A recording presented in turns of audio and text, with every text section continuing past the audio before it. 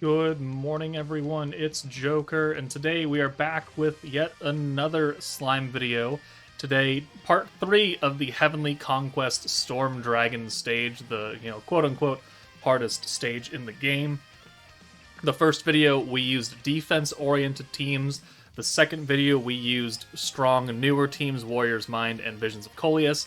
Today, we are also going to be stacking, but with some older teams that can probably do it. And first off, we're going to go into this using the light team as such.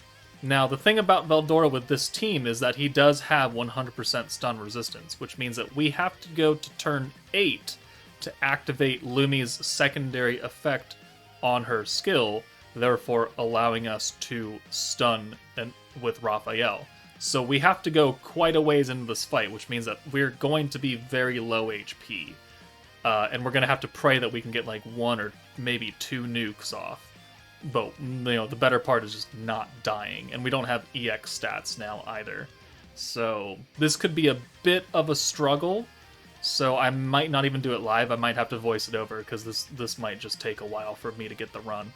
So we're going to start with this team, and then I think the second team we're going to do, and the final team is going to be the Fount of Wisdom team, because they are also stacking, and they are also physical based. So, let's just get started, and let's try and get a run with the stun team first.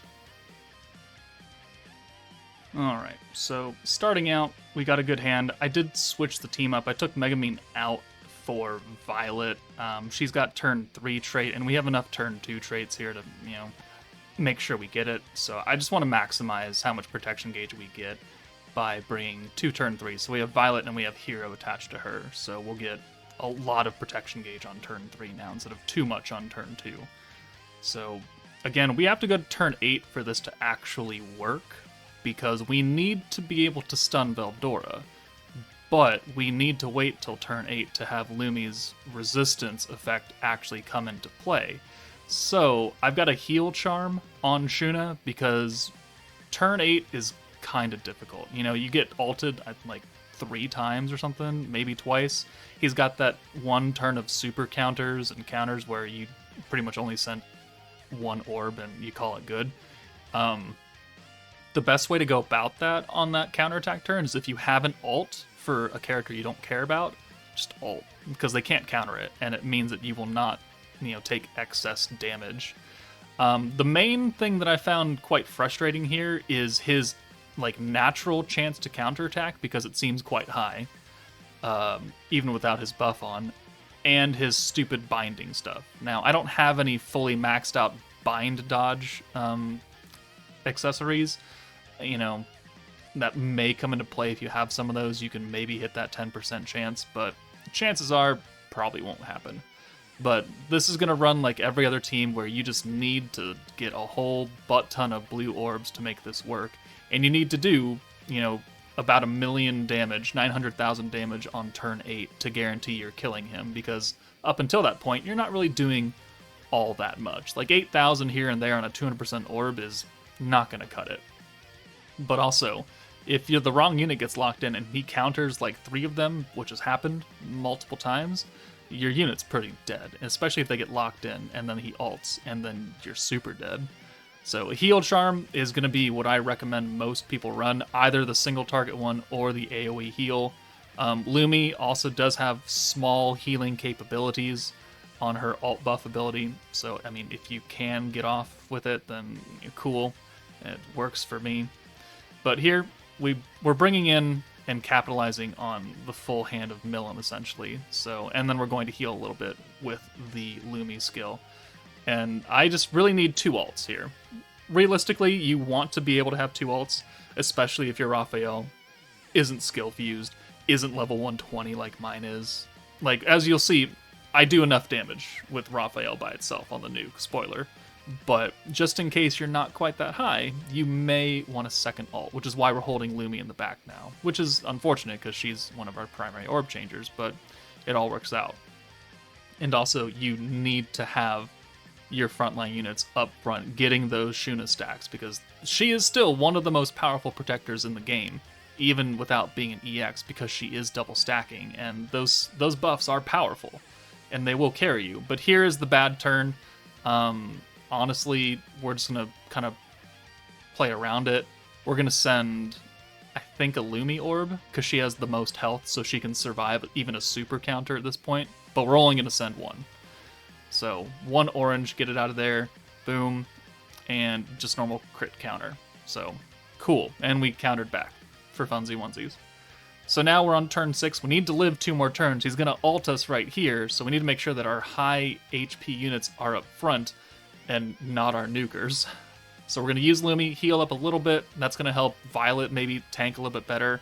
We got another full hand of blues, and now we just pretty much, we have enough points, right? We have enough points to do what we need to do. It's just that we need to live 2 more turns. Two more attacks of his, one of which is an ult, which does hurt a little bit. Yeah, 11,000 against Milim. She is now binded in as well, so she's going to take a little bit of frostbite damage and poison damage. We still have enough points to get away with another stack, plus we've got the heal charm, which saves us a little bit. And now we're playing for maximum point gain, because we want to be able to use the Lumi buff, the RAPHAEL buffs, the Milim buff, and the Violet buff. The Violet buff is very, very powerful. 100% magic attack is really strong. Plus another stack of Lumi's ult buff, which heals Violet a little bit, so it means that she can maybe take an attack if she gets hit. Hopefully no counters come in, but so there's the orb change, and then we'll bring in RAPHAEL. Yeah, because RAPHAEL is our primary nuker, so it's more important that he has orbs than anyone else. We're going to cap out on points here. I don't want to use the Violet orb change because it's expensive, and we should have enough. Yeah, we should have enough to do everything we need to do. So turn 7, all right, there we go. See, we needed that heal on Violet because she's took the poison damage and she took the attack. But here we're going to use the Milim buff on RAPHAEL because we need the magic buff on both of them. That's more important. We'll get Milim out of here. We'll bring Lumi in. We'll use the final stack of Shuna, which will heal Violet up, which we're not in danger anymore. But now we can use the light buff, the stun resistance down, the magic buff, the stun, the pierce, all that buff, all that stuff going on, and we can go ahead and ult away on turn 8. If we didn't have the heal charm, someone would have died. And RAPHAEL does 1.1 million damage, so more than enough to do it. But that's, super maxed out and everything. So the light 3.0 team can get away with it. If you don't have Violet, you have Megamine, then bring Megamine. It really doesn't matter all that much. You just need an orb changer. If you don't have either of them, you could bring Water Shuna. She's got the orange convert, and she's got the alt buff. You could bring Guy if you want, if you have him. There are options, but you want someone to cover those orange orbs, because Lumi's taking care of the greens, and Milim can convert her own, so you need an orange side converter. But Light 3.0, done. Let's move on to the second part, which is Fount of Wisdom, which is not as great. The Fount of Wisdom team is actually worse than the Light 3.0 team at this point. Alright, the Fount of Wisdom team, the very first EX team, has been power crept out of existence at this point. It still can put up numbers, it's just not numbers that you really want to see. So we've got Diablo, we've got the World of Fantasy Shizu, because she does buff the attack of Fount of Wisdom and World of Fantasy characters, so she is, a small support.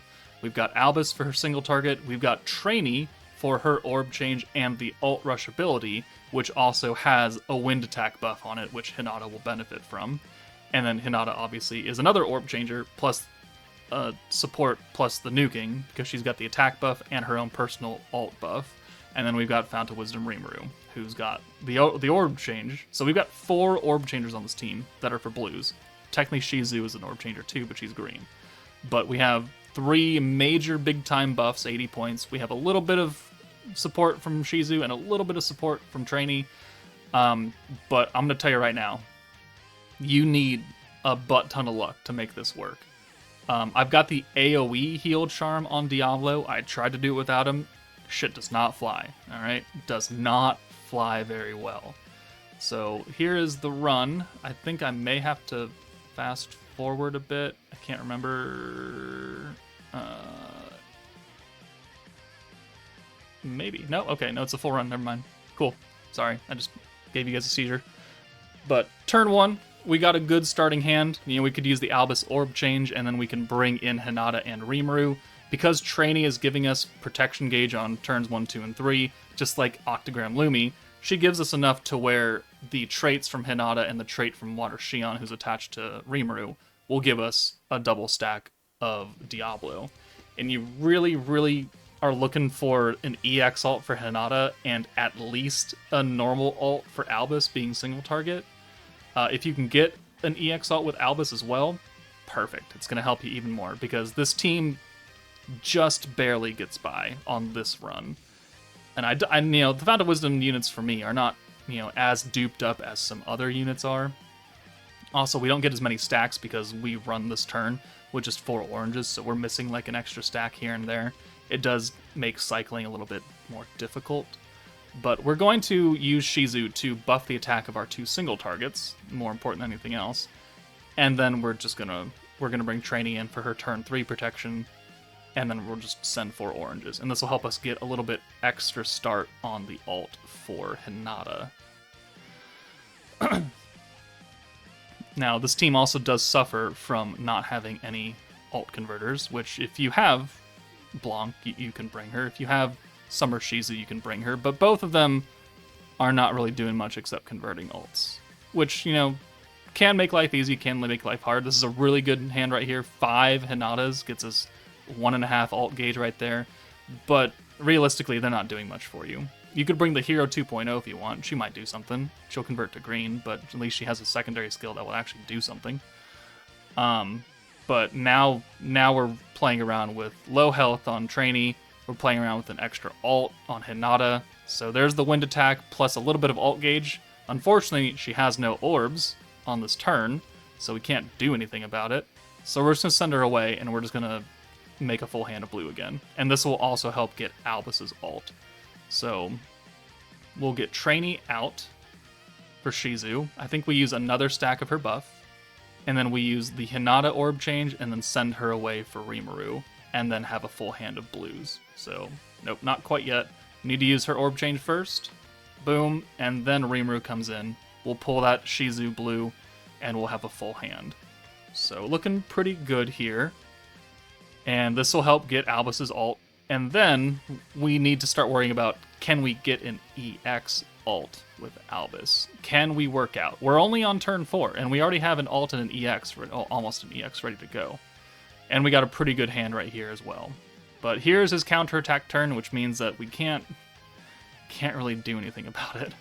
So we're going to use double stack of Diablo here and heal these units and make sure that they are as close to full as we can make them. And then I think I swap Albus out because I need 1 more orb for Hinata. And this is a turn where you only want to send 1 orb. And she has enough health that she can take it. But you are playing around with fire because it does have that 20% super counter chance, and that does a literal butt ton of damage. So we're going to send the 1 green, and then hopefully next turn we can make just a full hand of blues. And, yeah. This is a scary turn. I don't like this turn at all. And lo and behold, super counter. There goes half her health bar. Awesome. That's what we really, really love to see here. But we do survive, and we do get the EX ult. So now we can use Trainees convert. Yeah, I think so. Trainee will come in for Hinata. Come on. Do something. Do something. Okay, we're going to use Hinata's orb change. Whatever. Okay. And Albus will come in. Since we have 2 orbs for Hinata, we'll get extra ult gauge for Albus, which will look pretty good. And I have trouble making up my mind on what I want to do here. But we're going to send 5 blues here. Max points, another gauge for Diablo. Nothing we can really do here. He is going to ult us, which does suck quite a bit. And then we're going to get locked in after that turn. And his counterattacks are stupid. They're so stupid. Alright, so we're going to get locked in there. We do have the AoE heal, which is nice. And more importantly than anything else, look at that. I'm ready to nuke, but I don't have a goddamn Shizu orb to swap out. Because God hates me. So we have enough points to use everything. We only need 240 to use all the buffs. We have 250. but we have no Shizu Warp. So we're just going to do this. This will get Albus's EX ult. So, I mean, that's cool. But I kind of just wanted to nuke now and not have to wait another turn. So we're going to bring Hinata in because there are no orbs anyways. So boom. We'll send this. Cool, cool, cool, cool, cool. And then things start to go a little wrong. So crap. She's really low. We have the amount of points here. And there we are. So we're ready to nuke on turn 8. Things got a little dicey even with the AoE heal charm. And we have all 3 major buffs. The physical, the pierce, and the attack buff from Hinata. She's gotten a few stacks with Shizu. We have 2 EX ults. 390 from Albus is not good. And 571 from an EX ult from a primary nuker is also just not great. But it is enough to get the job done. Barely. So there are the final 2 teams that can beat this. Again, burst damage teams don't work here. They do not output enough damage without their extra 60% damage support from their protector. Older teams, older stacking teams, like the Dark 2.0 team, the Anniversary, I didn't even try it. They don't have enough damage output. The Water 2.0 team, not enough damage output. So you're either limited to the defense teams from part 1, or one of these 4 stacking teams of blues, and you can mix and match. You know, I could have brought Guy here, and he would have given us guaranteed crits as well. So, I mean, there were options. But I'm assuming that you have to use the full meta team, whatever meta you are trying to use. But we're done with the VELDORA Conquest stage. One of these 3 videos hopefully should have helped you guys out. If you don't beat it, you're not really missing out on too much at the end of the day. It's like 50 crystals, which, you know, is nice. It's very nice to have, but it's not making or breaking your game. And there are no other missions for this. So let me know if these videos helped you out, but that's it for me. Take it easy, guys, and I will see you all later.